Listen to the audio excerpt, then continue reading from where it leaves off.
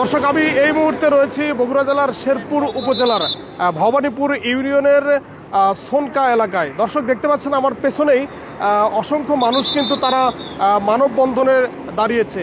আসলে আমি তাদের সাথে কথা বলেছি কেন তারা মানববন্ধনে দাঁড়িয়েছে, সেটি কিন্তু তারা উল্লেখ করেছে যে নাবিল হাইওয়ে রেস্টুরেন্টের পাশে যে ইউটার্নটি রয়েছে, এই ইউটার্ন দিয়ে প্রায় 10টি গ্রামের লোকজন পারাপার হয় এবং এই ইউটার্ন দিয়ে কিন্তু নাবিল হাইওয়ে রেস্টুরেন্ট এবং ফিলিং স্টেশন থেকে কিন্তু জ্বালানি নিয়ে থাকে অসংখ্য গাড়ি।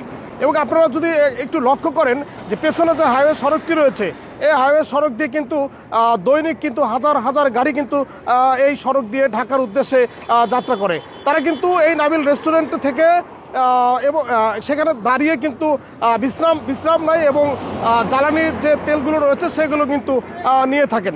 দর্শক, এই গ্রামে এই নাবিল হাইওয়ে রেস্টুরেন্টের পাশে যে ইউটার্ন রয়েছে, এই ইউটার্ন দিয়ে প্রায় 10টি গ্রামের লোকজন, প্রায় 8 থেকে 10,000 লোক কিন্তু এই ইউটার্ন দিয়ে পারাপার হয়ে থাকে, এমনটি কিন্তু এলাকাবাসী জানিয়েছে। আসসালামু আলাইকুম।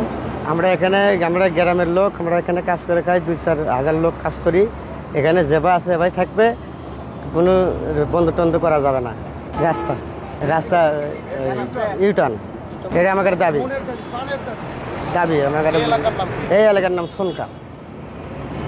নাবিল রেস্টুরেন্টের যে কর্মকর্তা বা কর্মচারী রয়েছে, তারা কিন্তু প্রায় 250 থেকে 300 কর্মচারী কিন্তু এই নাবিল রেস্টুরেন্টে তারা কাজ করে খায় এবং দৈনিক তারা জীবিকা নির্বাহ করে থাকে।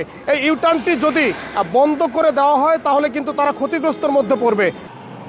আজকে আমরা এখানে সমবেত হয়েছি এলাকার কিছু লোকজন এবং আমাদের কর্মচারী সহ।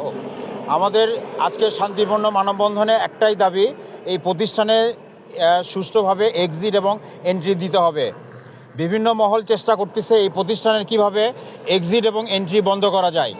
আমরা চাচ্ছি যে বাংলাদেশে যেরকম প্রত্যেকটা নাবিল ফিলিং স্টেশনের মতো প্রত্যেকটা প্রতিষ্ঠানের যেরকম এক্সিট থাকে এবং এন্ট্রি থাকে, আমাদের এই প্রতিষ্ঠানেও একটা করে এক্সিট এবং এন্ট্রি রাখতে হবে।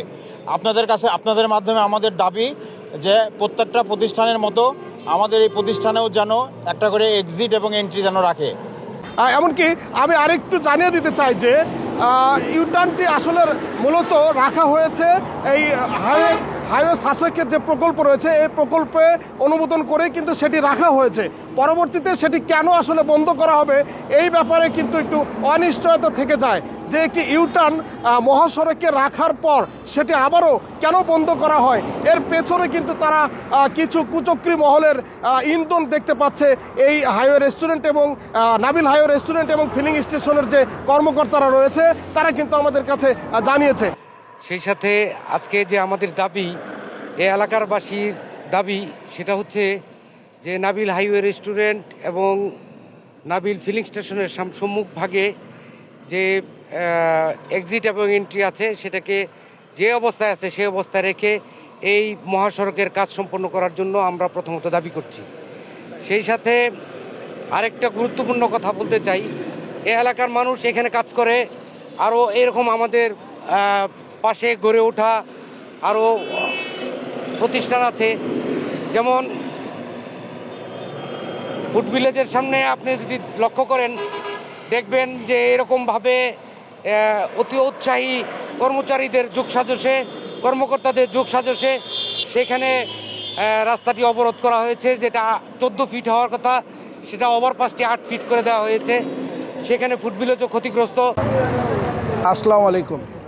আজকে আমরা এখানে মানববন্ধনে অবস্থান করছি যে এখানে যে ইউটার্নটা আছে এটা বন্ধ করে দেওয়ার জন্য বিভিন্নভাবেই বিভিন্ন মহল থেকে এটা চেষ্টা করা হচ্ছে।